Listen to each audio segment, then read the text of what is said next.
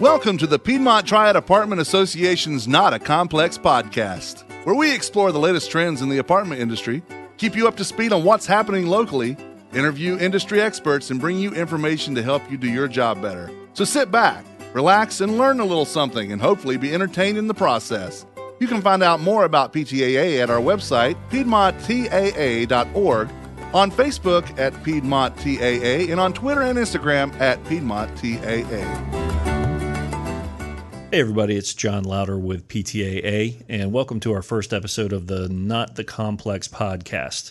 You might wonder what that name means, and for anybody that's been in the industry for a while, you know that we've tried really hard to get people to not refer to apartment communities as complexes. Apartments don't have complexes, people do. So we thought we'd have a little fun with the name, and that's why we came up with Not the Complex podcast. So this is going to be, we think it's going to be weekly. It might be every other week or however often we need to do the podcast.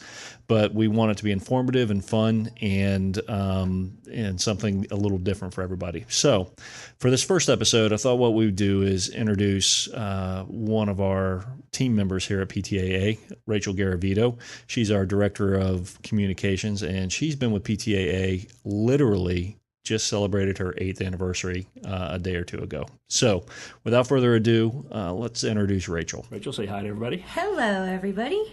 And what we're going to do today is I'm going to interview Rachel, and she's going to tell us a little bit about what she does here for PTAA, and we'll take it from there. So the first thing we're going to do, I can tell you this, Rachel is getting ready to celebrate her 8th anniversary in a couple of days. By the time you hear this, it will be past, but so she will have been with PTA for 8 hopefully not too long years.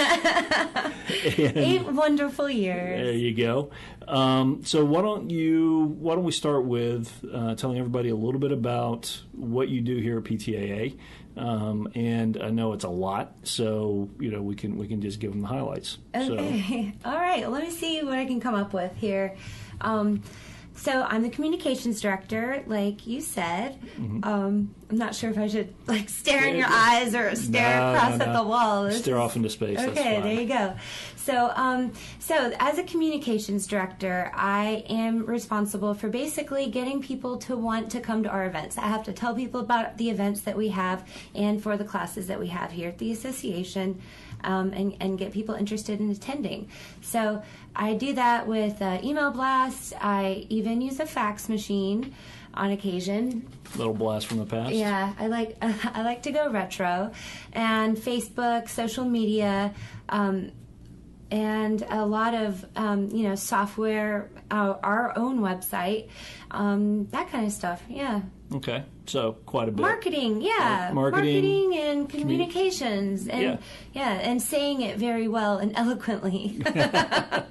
Well, and I know a big part of what you do, especially this time of year, we're recording this in the beginning of July, is getting us geared up for our trade show. Trade show is a big one, in October. Right. We usually have about 90-ish booths. Yeah, we're 68% sold already. Wow. So we're doing really well there. Yeah. That also means you're our primary contact person for sponsors and for our vendor partners. Yes, that's right. I like to say that I'm the one that you call if you're a vendor partner and you need help with sponsorships or anything like that. I can help you out with that. Carrie, who also works here, is awesome with the communities and people that work on site. So I'm kind of the vendor partner contact. Gotcha. But we're also coming up with all of our 2017 events. So we're already starting to plan for 2017. I can't believe that. It's July. It's hard to believe. I know. I think it's a symptom of us getting older. I'll speak for myself. I'm so young. Okay. So one of the things we want to do today is, first of all, acknowledge, especially since it's our first podcast ever, we want to acknowledge our annual sponsors, who you're also responsible for. Yes. So if you want to kind of run through them real quick, that'd be great. Absolutely. Well, first and foremost, our diamond sponsor, who this is his second year being a diamond sponsor, is Loebsack and Brownlee PLLC. They are awesome. And we thank them very much for all of the support that they give us. And then for our platinum sponsors, we have Brownlee Whitlow Pray and File PLLC, Disaster One, Executive Furniture Leasing, Full House Marketing, McNeely Pest Control, Sealmaster, and brand new this year is Tidal Electrical Services. Tidal, Tidal. Yes. All right. So anybody that would like to check them out, they can visit our website. We have them listed there. Our website, for those of you who don't know, is Piedmont, T as in Tom, AA.org. And you can find any of the stuff that we talk about today. You'll be able to find information there as well. Right. So. And we also have a vendor directory that is constantly updated. So I can make a change to it right now, and it'll immediately be updated on the vendor directory. So you can always go there to check out any of our vendor partners that are current members of the association. Fantastic. And we do a print version of that at the end of each year. Yes. So, well, it's actually in August. Right. So that'll be coming up. But usually, if you want current, up-to-date information, just go online. That's the best way to do it. Definitely. Some people do prefer the paper, but yeah, exactly. That's going to be, it's pretty much out of date. Well, not really. I always say that date, too. But yeah. It will have changed literally by the time it rolls off the press. Exactly. Something will have changed. Right. Okay, so why don't we talk about some of the upcoming events that we have on the calendar? Yeah, absolutely. So. Look, one of the things that we do every summer is a food drive, a summer food drive that starts at the beginning of May and it goes through the end of August. So, and during this time, we have 2 baseball games that we go to, or that we, what's the word? Well, we work with the public. We ask them to bring food donations to the games. So, and we call these events "Fill the Stands with Cans." So, we're trying to get the public to come out and bring their donations and bring cash to both of these baseball games. And so, we have 2 this year. So they're both on Friday nights. So, no, not this. Okay. Well, they're coming up. Yeah, they're coming up. Okay, so July 15th, we have Fill the Stands with Cans with the Winston-Salem Dash. And that's going to also have fireworks at the end. And then also on July 22nd, we'll be at the Greensboro Grasshoppers. And we are always looking for volunteers. If any of our members are listening to this and they want to volunteer to collect food at the gates, they're more than welcome to Absolutely. come join us. Yeah. We also, that's our big outreach to the public, and we ask them to bring food or cash. Or cash donations, yeah. $1 can feed 7 or provide 7 meals for hungry families. I like to say $5 equals 35 meals. I think you said that like $5 is like the cost of a coffee or something like that at Starbucks, but you can actually have 35 meals for that. Or what did you tell me yesterday? It was 1 can equals... Well, 1 pound of food 1 pound. is 1.2 meals. 1.2 meals. That's is amazing. Awesome. Yeah. So our goal this year is 150,000 meals. So we're hoping that we can get up to that. I think we're a third of the way. Yeah, we're about 2/3 of the way actually. Okay, well, which is wow, good. that's awesome. Yeah. So we have one sponsor for those games too, by the way, that I'd be remiss if I didn't mention. Trash Hop. They just signed on, and we're psyched to have them as one of the aluminum sponsors of what we're calling our baseball game and food drive sponsorships. Right. Awesome. One thing we could also point out about the food drive games, about the Fill the Stands with Cans, is that you can buy tickets for the games through us, and some of the proceeds, any difference between the cost of the tickets and what we sell them for, goes to Second Harvest. It's nominal; it's not much, but every little bit helps. Every little bit helps. Every bit counts. And each ticket is $10, I believe. $10. Okay. Yep. What else we have coming up? Well, also, during this food drive, we want our communities to get involved with it so they can do a couple of different things. We want to do, or we want to see, is a can build. You've seen one of those, right? Right. Yeah. Yeah. So we had one at the Diamond Awards. Right. There. So basically, communities are building sculptures out of cans that are donated. Yeah. And getting creative. I love it. It's so cool. So we're going to have a contest to see who can do the best can build. And I don't recall at this time what the prize is for that. It might be like a lunch or something like that, bragging rights for sure. Right. We want to see everything on Facebook too.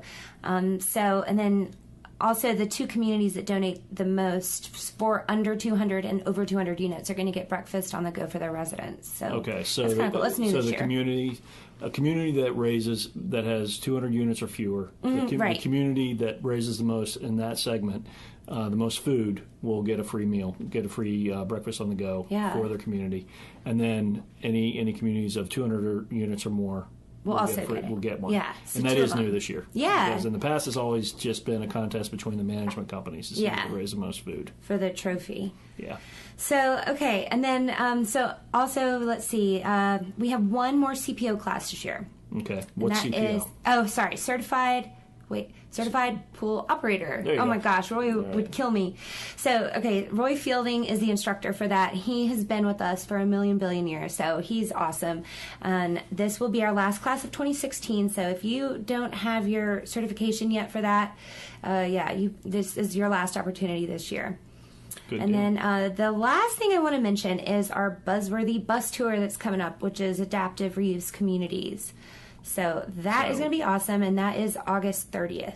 And what that means is that we're going to take a bus, and if I remember the details correctly, we're going to have a bus show up here at our office. Mm-hmm. Anybody that wants to buy tickets, they're going to get on the bus, and we're going to go to Mebane and visit a couple of properties there. And adaptive reuse just means that these were buildings that were maybe factories or some other kind of structure in the past that have been converted into apartments. And we're going to visit a couple in Mebane, one here in Greensboro. I know we're visiting one or two in Winston-Salem. So that's right. Yeah, we've got 5 different communities that we're going to visit. So it's going to take up the majority of the day on August 30th, but it is going to be awesome. The pictures that I've already seen, that I'm compiling a book for all of the passengers to have, and these photos of these properties are so cool. I can't wait for this. Excellent. Yeah. Excellent. So okay. So before we wrap up, why don't we have a little fun? So why don't you tell us your favorite part or the favorite thing you get to do here at PTA? And it can be more than one, but what do you enjoy doing the most? Well, my favorite thing is different marketing.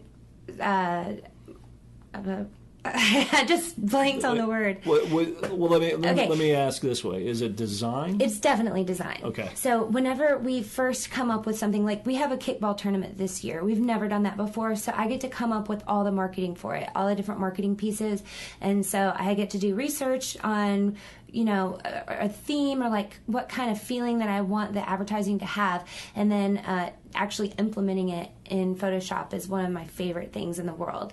And then I also love doing, any kind of like Facebook post and engagement. Like I love whenever something that we do or something that I post like really hits. It's just such a good feeling. Yeah. So. Yeah.